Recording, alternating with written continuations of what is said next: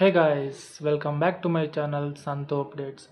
So ನಾವಿವತ್ತು micro ಎಕನಾಮಿಕ್ಸಲ್ಲಿ previous year question paper ಯಾವ್ಯಾವ ಕ್ವಶನ್ಸ್ಗಳು ರೈಸ್ ಆಗಿತ್ತು ಅನ್ನೋದನ್ನು ನಾವು ಇಲ್ಲಿ ತಿಳ್ಕೊಳ್ಳೋಣ. ಬರೀ ಮೈಕ್ರೋ ಎಕನಾಮಿಕ್ಸ್ನ ಕನ್ಸ್ಯೂಮರ್ ಬಿಹೇವಿಯರ್ ಬಗ್ಗೆ ಮಾತ್ರ ನಾವು ಇಲ್ಲಿ ತಿಳ್ಕೊಳ್ಳೋಣ ಫಸ್ಟು. ಸೊ ಮೊದಲನೇದಾಗಿ question number 1, which of the following gives the measures of price elasticity of demand. So ನೀವೆಲ್ಲ ಕಾನ್ಸೆಪ್ಟ್ ಓದಿರ್ತಾರೆ, price elasticity of demand. So ಇದರಲ್ಲಿ ಮೊದಲನೇ option delta Q X divided by delta P X into P X divided by Q X. ಎರಡನೇ option delta P X divided by delta Q X into P X divided by Q X. Option C delta Q X divided by delta P X into Q X divided by P X. Option D delta P X divided by delta Q X. Option A. Option A is the correct answer. Okay, next question ಹೋಗೋಣ. Question number 2,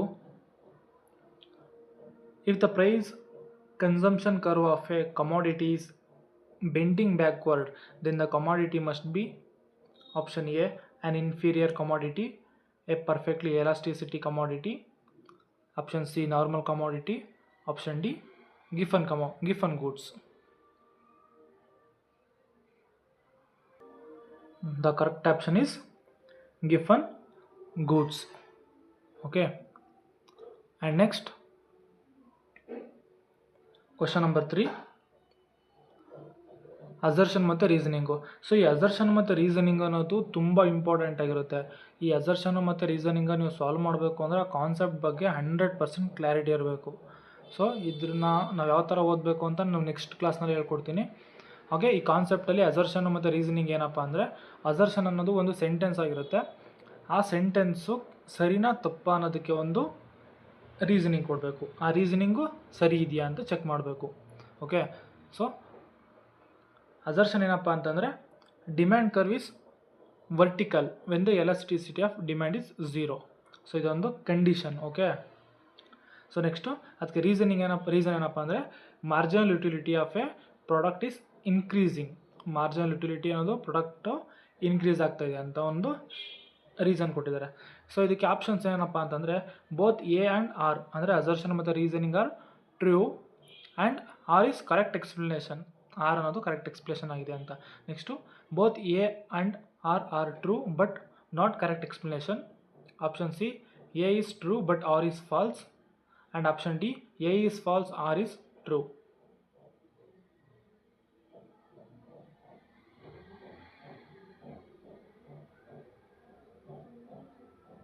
The correct option is option number C.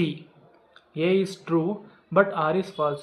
So demand curve is vertical. So ನೀವೆಲ್ಲ ನೋಡಿದರೆ demand curve ಯಾವ ಥರ ಬರುತ್ತೆ, ಈ ಥರ ನಾವು demand curve ನೋಡಿರ್ತೀವಿ.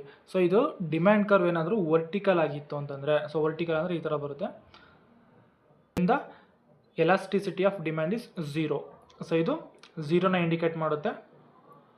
ಹಾಗೆ ಎಲಾಸ್ಟಿಸಿಟಿ ಆಫ್ ಡಿಮ್ಯಾಂಡ್ ಏನಾದರೂ ಹಾರಿಜಾಂಟಲ್ ಆಗಿತ್ತು ಅಂತಂದರೆ ಇದು ಇನ್ಫಿನಿಟಿನ ಇಂಡಿಕೇಟ್ ಮಾಡೋದು, ಇದು 0ನ ಇಂಡಿಕೇಟ್ ಮಾಡುತ್ತೆ. ಓಕೆ, ಸೊ ಅದು ಸರಿ ಇದೆ ಅಂತ. Correct answer is option number C. Okay, so next ಕ್ವಶನ್ಗೆ ಮೂವ್ ಆಗೋಣ. Next question number 4, match the list with list number 2. So ಇದು ಲಿಸ್ಟ್ ನಂಬರ್ 1, ಇದು ಲಿಸ್ಟ್ ನಂಬರ್ 2.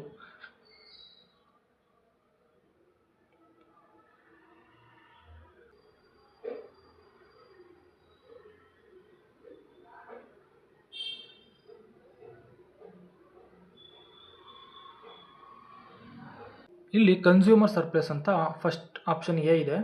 ಸೊ ಇದೆಲ್ಲಿಗೆ ಮ್ಯಾಚ್ ಆಗುತ್ತಪ್ಪ ಅಂತಂದರೆ ಕನ್ಸ್ಯೂಮರ್ ಸರ್ಪ್ಲಸ್ನ ನಾವು ವೆಲ್ಫೇರ್ ಎಕನಾಮಿಕ್ಸಲ್ಲಿ ನೋಡ್ತೀವಿ. ಓಕೆ, ಸೊ ಹಾಗೆ ಯುಟಿಲಿಟಿ ಥಿಯರಿ, ಆ utility ಥಿಯರಿಯನ್ನು ನಾವು ಪ್ರೋಗ್ರೆಸಿವ್ ಟ್ಯಾಕ್ಸೇಷನ್ ಅಂತ ಕರಿತೀವಿ. ಯುಟಿಲಿಟಿ ಥಿಯರಿಯನ್ನು ಪ್ರೋಗ್ರೆಸಿವ್ ಟ್ಯಾಕ್ಸೇಷನ್ ಅಂತ ಕರಿತೀವಿ. ಹಾಗೆ ಕಾಸ್ಟ್ ಅನಾಲಿಸಿಸ್ನ ನಾವು supply decision. Okay, so cost ಅನಾಲಿಸಿಸ್ನ ನಾವು ಸಪ್ಲೈ ಡಿಸಿಷನ್ ಅಂತ ಕರಿತೀವಿ. ಹಾಗೆ ಪ್ರಾಡಕ್ಟ್ ಡಿಫ್ರೆನ್ಸಿಯೇಷನ್ ನಾವು ಆರ್ಟ್ ಆಫ್ ಅಡ್ವರ್ಟೈಸಿಂಗ್. ಕ್ಲಿಯರಾ? Next question, question number 5, the price elasticity of demand e is equals to 1 for a demand curve which is, so ನಿಮ್ಗೆ already 3 question number 3 ಹೇಳಿದ್ದೀನಿ. Demand ಕರ್ವು vertical ಏನಿತ್ತು ಅಂದರೆ 0 ಅಂತ, ಹಾಗೆ ಡಿಮ್ಯಾಂಡ್ ಕರ್ವು ಹಾರಿಜಾಂಟಲ್ ಇತ್ತು ಅಂದರೆ ಅದು ಇನ್ಫಿನಿಟಿನ ಇಂಡಿಕೇಟ್ ಮಾಡುತ್ತೆ. ಹಾಗೆ ಡಿಮ್ಯಾಂಡ್ ಕರ್ವ್ ಏನಾದ್ರೂ ಈಕ್ವಲ್ಸ್ ಟು 1 ಆಗಿರಬೇಕು ಅಂದರೆ ಹೇಗಿರಬೇಕು ಅಂದರೆ ಡಿಮ್ಯಾಂಡ್ ಕರ್ವ್ ಬಂದ್ಬಿಟ್ಟು ರೆಕ್ಟ್ಯಾಂಗುಲರ್ ಹೈಪರ್ಬೋಲಾ ಆಗಿರಬೇಕು. ಸೊ ಇದು equals to 1. So the correct option is option number C, rectangular hyperbola. So next question ನೋಡಿದ್ರೆ question number 6. Tick the options having the right chronological order. So chronological order ಅನ್ನೋದು ಎಷ್ಟು important ಆಗಿರುತ್ತೆ ಅಂತಂದರೆ ಕೆಲವೊಂದು specific topic ಮೇಲೆ 100% question ಕೇಳ್ತಾರೆ. So ಒಂದು author's name ಇರ್ಬೋದು, ಅಥವಾ ಆಥರ್ಸ್ ಬರೆದಿರೋಂಥ ಬುಕ್ ನೇಮ್ ಆಗಿರ್ಬೋದು, ಅಥವಾ ಯಾವುದಾದ್ರು ಟ್ಯಾಕ್ಸೇಷನ್ ಕಮಿಟಿಗಳು, ಬೇರೆ ಬೇರೆ ಕಮಿಟಿಗಳು ಬಂದಿರೋಂಥ ಇಯರ್ ವೈಸ್ ಆಗಿರ್ಬೋದು. ಸೊ ಇದ್ರ ಮೇಲೆ ತುಂಬ ಕ್ವಶನ್ಸ್ಗಳು ಕ್ರೋನಾಲಜಿಕಲ್ ಆರ್ಡರಲ್ಲಿ ನಾವು ನೋಡ್ಬೋದು.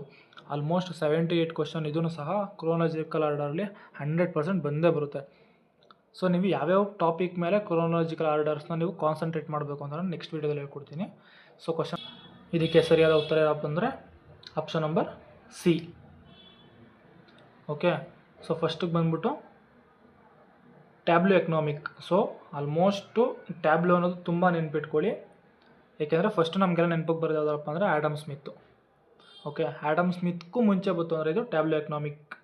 ಓಕೆ, ಸೊ ಇದು ಫಸ್ಟು ಆಗಿರುತ್ತೆ. ಸೊ ಇದನ್ನು ನೋಡಿದ ತಕ್ಷಣ ನಾವು ಆರಾಮಾಗಿ ಗೆಸ್ ಮಾಡ್ಬೋದು ಇವೆರಡರಲ್ಲೇ ಆನ್ಸರ್ ಇದೆ ಅಂತ. ಸೊ ನೆಕ್ಸ್ಟ್ ಆಪ್ಷನ್ ಬಂದ್ಬಿಟ್ಟು option theory of absolute advantage theory. So ಇದನ್ನು ಯಾರಪ್ಪ ಕೊಟ್ಟಿದ್ದು ಅಂತಂದರೆ ಇದನ್ನು ಕೊಟ್ಟಿದ್ದು Adam Smith.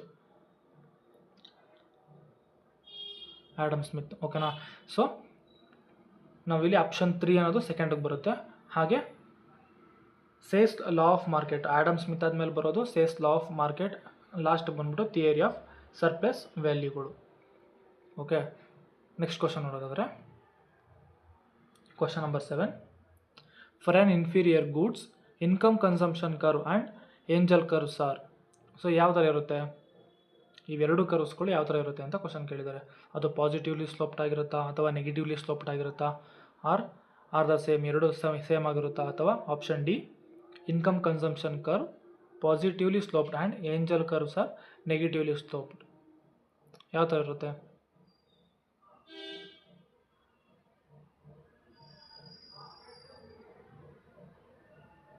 So the correct answer is option number B, negatively sloped ಆಗಿರುತ್ತೆ. So next question number 8. Assertion ಮತ್ತು ರೀಸನಿಂಗ್. ನಿಮ್ಗೆ ಆಲ್ರೆಡಿ ಹೇಳಿದೆ ತುಂಬ ಅಸರ್ಷನು ಮತ್ತು ರೀಸನಿಂಗ್ ಕ್ವಶನ್ಸ್ಗಳು ಬರುತ್ತೆ. ಸೊ ಮೆಂಟಲಿ ಪ್ರಿಪೇರ್ ಆಗಿರಿ. So Giffen paradox rarely occurs in the real world. ಇದು ಅಸರ್ಷನು. ಅದಕ್ಕೆ ರೀಸನ್ ಏನಪ್ಪ ಅಂತಂದರೆ inferior goods are narrowly defined for which suitable substitutes are available ಅಂತ ಕೊಟ್ಟಿದ್ದಾರೆ. ಸೊ ಇದಕ್ಕೆ ಕರೆಕ್ಟ್ ಆನ್ಸರ್ ಏನಪ್ಪ ಅಂದರೆ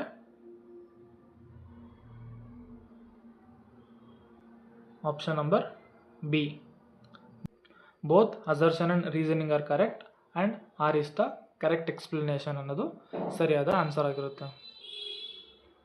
ಸೊ ನೆಕ್ಸ್ಟ್ ಕ್ವಶನ್ ನೋಡಿದರೆ question number 9. The revealed preference approach to the derivation of indifference curve. ಈ ಇಂಡಿಫರೆನ್ಸ್ ಕರ್ವ್ಗೆ ರಿವೀಲ್ಡ್ ಪ್ರಿಫರೆನ್ಸ್ದು ಏನು ಅಪ್ರೋಚ್ ಇದೆ ಅಂತ ಕೇಳಿದ್ದಾರೆ. Assumes stability over a time of an observed persons taste. Assumes that peoples have a identical taste. Release an repeated observation of the market behavior of a single person is correctly described by the both A and C. So ಇದರಲ್ಲಿ ಯಾವ options ಸರಿ ಇದೆ ಅಂತ ನಾವು tick ಮಾಡಬೇಕು.